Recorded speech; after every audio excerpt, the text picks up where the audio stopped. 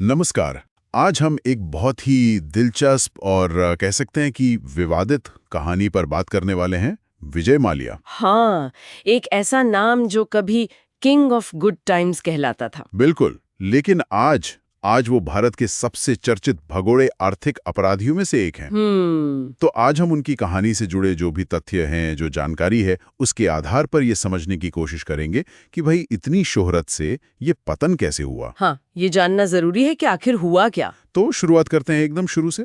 18 दिसंबर 1955 कोलकाता में जन्म। पिता विठल माल्या वो यूनाइटेड ब्रूअरीज के चेयरमैन थे। मतलब जन्म से ही एक विशेषाधिकार वाली जिंदगी थी। हाँ, एक तरह से व्यापार और विलासिता विरासत में मिली थी उन्हें। माहौल ही वैसा था। फिर जब वो 28 साल के थे, उनके पिता का देहांत हो गया और यूनाइटेड ब्रूअरीज की कमान उनके हाथ में आ गई। और उन्होंने इसे सिर्फ एक कंपनी की तरह नहीं चलाया, है ना? नहीं, बिल्कुल नहीं, उनका इरादा कुछ और था। वो इसे एक लाइफस्टाइल ब्रांड बनाना चाहते थे। किंगफिशर बियर उसका सबसे बड़ा उदाहरण है। सही कहा। वो सिर्फ एक बियर नहीं रह गई थी, वो एक पहचान बन गई, एक आकांक्षा, अच्छे समय का प्रतीक। ये मार्केटिंग से कहीं ज्यादा था। लोगों की सपनों से जुड़ने की कोशिश थी। बिल्कुल। और ये छवि, ये किंग ऑफ गुड टाइम्स वाली बात उनके पूरे बिजनेस एम्पायर पर हावी होती चली गई। फिर आया विस्तार का दौर। 90s, 2000s, यूबी ग्रुप को ग्लोबल बनाया, 50 से ज्यादा देशों में फैलाया। हाँ, और 2005 में वो बड़ा कदम, किंगफिशर एयरलाइंस, आसमान में 5 स्टार होटल जैसा कहा गया। और शुरुआत में तो थी भी वैसी, स्टाइल, सर्विस सब टॉप क्लास था। लेकिन फिर कुछ ऐसे फैसले हुए जो शायद थोड़े जोखिम भरे थे। जैसे 2007 में एयर डेक्कन का अधिग्रहण।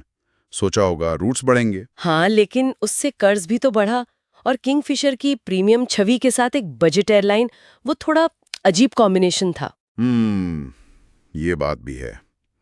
फिर IPL team, royal Challengers Bangalore, formula 1 team, Goa का वो आलीशान विला। मतलब लाइफस्टाइल तो एकदम चरम पे थी, सुर्खियों में हमेशा। तो सवाल ये है कि ये सब सिर्फ उनकी महत्वाकांक्षा थी या फिर जोखिम का अंदाजा नहीं लगा पाए। देखिए, महत्वाकांक्षा तो जबरदस्त थी, इसमें कोई शक नहीं। लेकिन हाँ, एयर डेक्कन वाला सौदा, वो एक अहम मोड़ साबित हुआ। वित्तीय बोझ वहीं से बढ़ना शायद तेजी से शुरू हुआ। और फिर गिरावट शुरू हुई, और वो भी बहुत तेजी से। किंगफिशर एयरलाइंस, घाटा बढ़ता गया, फ्यूल की कीमतें, शायद कुछ मैनेजमेंट के मुद्दे भी रहे होंगे। कर्ज का बोझ। हाँ, वो तो था ही। 2012 आते आते उड़ानें बंद, हजारों कर्मचारियों की सैलरी बकाया, प्लेन जब्त होने लगे। और वो आंकड़ा 17 बैंकों का लगभग 9,000 करोड़ से ज्यादा का बकाया, बहुत बड़ी रकम है। बहुत बड़ी। ये सोचना भी हैरान करता है कि कुछ ही सालों में इतनी कामयाबी इतनी बड़ी नाकामी में कैसे बदल गई। ये सवाल तो है, क्या ये सिर्फ बाजार का खेल था, या मतलब विस्तार को सही से मैनेज नहीं किया गया, या दोनों ही बातें थीं? शायद दोनों का ही कुछ हिस्सा रहा होगा। अक्सर ऐसा ही होता है। फिर आया मार्च 2016। जब जांच वगैरह तेज हुई तो विजय माल्या भारत छोड़कर लंदन चले गए। हाँ, और उसके बाद तो चीजें तेजी से बदलीं। पासपोर्ट रद्द हुआ, कई केस दर्ज हुए। और उन्हें भगोड़ा आर्थिक अपराधी घोषित कर दिया गया। हालांकि लंदन से माल्या ने भी अपनी बात रखी, सोशल मीडिया पर कहा कि उन्हें बलि का बकरा बनाया जा रहा है। हाँ, और ये भी दावा किया कि उन्होंने बैंकों को सेटलमेंट ऑफर दिया था, लेकिन वो माना नहीं गया। बिल्कुल। लेकिन यहाँ एक बड़ा सवाल सिस्टम पर भी उठता है ना? क्या बैंकों ने, रेगुलेटर्स ने, क्या शुरुआती चेतावनियों को नजरअंदाज किया? ये सिर्फ एक व्यक्ति की कहानी नहीं है। सही कहा। ये पूरे सिस्टम पर, मतलब बिजनेस, लोन, नियम, इन सब पर सवाल खड़े करती है। बिल्कुल। फिर ब्रिटेन में वो लंबी कानूनी लड़ाई चली। 2017 में गिरफ्तारी, फिर जमानत, प्रत्यर्पण की कोशिशें भारत सरकार करती रही। मामला सालों खिंचा। हाँ, और आखिरकार अप्रैल 2025 में ब्रिटिश कोर्ट ने उन पर 1 बिलियन से ज्यादा के दिवालियापन के आदेश की पुष्टि कर दी। एक बहुत बड़ा फैसला। और फिर बिल्कुल हाल ही में जून 2025 में एक और मोड़।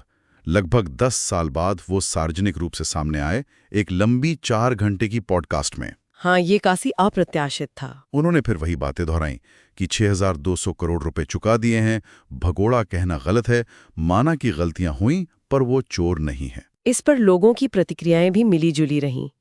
इतने समय बाद ऐसे सामने आना, ये क्या दिखाता है? क्या ये छवि सुधारने की कोशिश है, या अपनी कहानी का वर्जन रखने का तरीका, कह सकते हैं ये दिखाता है कि पब्लिक परसेप्शन कितना मायने रखता है ऐसे मामलों में। और उसे बदलने की कोशिशें कैसे होती हैं। तो आखिर विजय माल्या के बारे में क्या सोचें?